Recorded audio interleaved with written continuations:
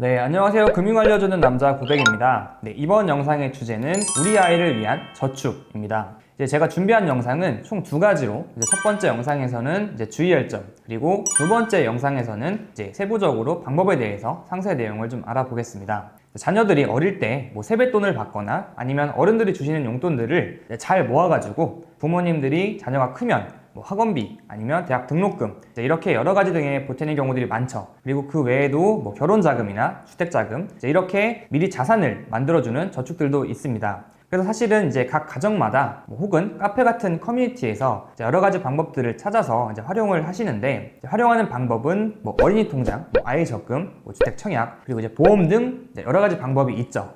그런데 어떤 기준에서 방법을 선택하면 좋을지, 그리고 우리가 주의해야 될 점들은 없는지 한번 살펴보겠습니다. 먼저 기준에 대해서 한번 생각을 해볼 건데, 사실 가장 중요한 첫 번째 기준은 자녀의 어떤 것을 위해서 내가 저축을 해줄지 이거를 결정을 해야 되는데요. 목적이 정해지면 대략적으로 이거를 언제 쓸지 알 수가 있겠죠. 그러면 목적이랑 내가 시기에 맞춰서 효율적인 방법들을 여러 가지 방법들 중에서 선택을 할 수가 있겠죠. 그리고 두 번째 방법은 어느 정도 수익이 있어야 된다는 건데요. 1980년대 중반에 짜장면 한 그릇이 500원 정도 했다고 하는데, 사실 지금은 6,000원 정도 하거든요, 짜장면 한 그릇이. 그래서 우리가 자녀들을 위해서 저축을 하는 돈들은 지금 필요한 게 아니고 나중에 5년, 10년, 15년 아니면 20년 이렇게 이후에 써야 되는 돈들이기 때문에 돈이 그대로 있으면 안 되고 잘 굴러가서 잘 불어놔야겠죠. 그리고 세 번째는 세금인데요. 우리나라 같은 경우에는 가족 간이라도 이렇게 돈이 왔다 갔다 하면 세금을 내야 되기 때문에 자녀 이름으로 해주는 저축 금액이 클수록 세금에 더 많은 관심을 가져야 됩니다. 그래서 말씀드린 세 가지 기준을 토대로 생각을 해보면 자녀를 위한 저축 방법을 좀 더 선택하기가 쉬워질 건데요. 자녀 학원비 아니면 대학 등록금, 결혼 자금 아니면 집을 살 때 보태줄 돈, 이렇게 목적만 정해도 대략적인 시기가 결정이 됩니다. 자녀의 연령에 따라서 다르겠지만 3년에서 5년 정도 내에 필요한 자금이라면 어린이 통장이나 아이 적금 등을 활용을 해볼 수가 있습니다.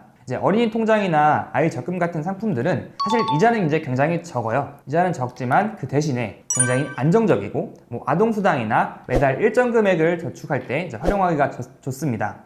그래서 적금 같은 은행권 상품들을 활용하다 보면 주택 청약들을 많이 활용하시는 경우들이 있는데, 사실 일찍부터 자녀 이름으로 청약저축을 가입해주는 것은 비효율적이라고 볼 수가 있어요. 그 이유는 청약저축이라는 거는 사실 내 집 마련이라는 목표가 굉장히 명확한 뚜렷한 상품이기 때문에 만기가 따로 정해져 있지 않습니다. 예를 들어서 5년 있다가 아이 학원 보낼 때 써야 될 자금인데, 청약통장 같은 경우에는 만기가 따로 없기 때문에 중간에 해지를 해야겠죠. 그런데 이렇게 해지를 하게 됐을 때 내가 쌓아놨던 청약 가점 이런 것들이 날아가기 때문에 굉장히 좀 효율적이지 않은데, 그러면 청약 가점에 대해서 조금 더 상세하게 알아보겠습니다.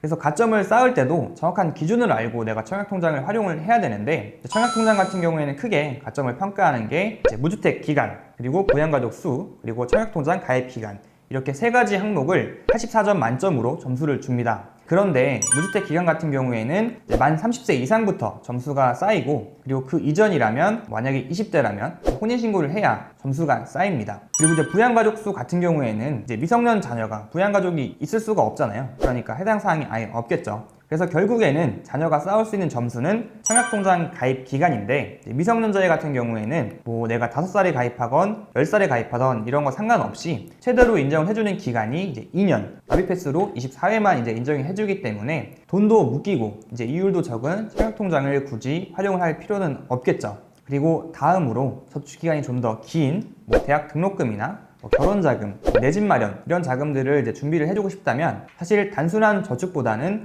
투자를 하는 것이 조금 더 효율적입니다. 자세한 내용은 두 번째 영상에서 말씀드릴 예정인데, 장기로 저축을 해줄 때 주의해야 할 것이 하나가 있습니다. 자녀들을 위해서 장기저축을 여러 가지 방법들을 통해서 할 수가 있지만 보험 상품을 활용해서 하는 경우들이 굉장히 많아요. 그런데 보험을 추천받으면서 이런 얘기들을 한 번쯤 들어보셨을 텐데, 처음에 가입을 할 때는 부모님을 계약자로 가입을 했다가 나중에 자녀가 크면 계약자를 자녀 명의로 바꿔주면 비과세 통장을 평생 물려줄 수 있다, 이런 얘기들을 굉장히 많이 들어봤을 텐데, 사실 이거는 무조건 되는 거는 아니거든요. 이거는 2013년 2월 14일까지 가입한 경우에는 해당이 되지만 2013년 2월 15일 이후에 가입한 보험이라면 이제 계약자를 나중에 자녀를 변경을 해줘도 변경된 시점부터 다시 10년을 채워야 비과세를 적용을 받을 수가 있습니다. 그래서 만약에 10년을 채워서 비과세가 됐지만 10년을 더 채워야 되니까 20년이라는 기간이 필요하거든요. 근데 이 중간에 혹시나 돈을 꺼내 써야 되면 내가 비과세 혜택을 적용이 못 받는 경우들이 생길 수가 있기 때문에 정말로 엄청나게 긴 기간 동안 저축을 해줄 거다, 그게 아니라면 이제 보험은 좀 추천드리지 않습니다. 네, 그래서 지금까지 자녀를 위해서 저축할 때 주의할 점, 그리고 단기적으로 활용할 수 있는 방법에 대해서 말씀을 드렸습니다. 사실 방법은 제가 말씀드린 것 외에도 굉장히 많이 있을 거예요. 네, 그런데 가장 중요한 거는 각 가정의 상황에 맞게 결정을 해야 되고 꾸준하게 유지를 잘 해서 차곡차곡 쌓아주는 게 좀 필요합니다. 그리고 좀 더 긴 기간을 저축해줄 때 활용하는 방법에 대해서는 두 번째 영상에서 말씀드릴 예정이니까 꼭 이번 영상 그리고 두 번째 영상을 다 보시길 바랍니다.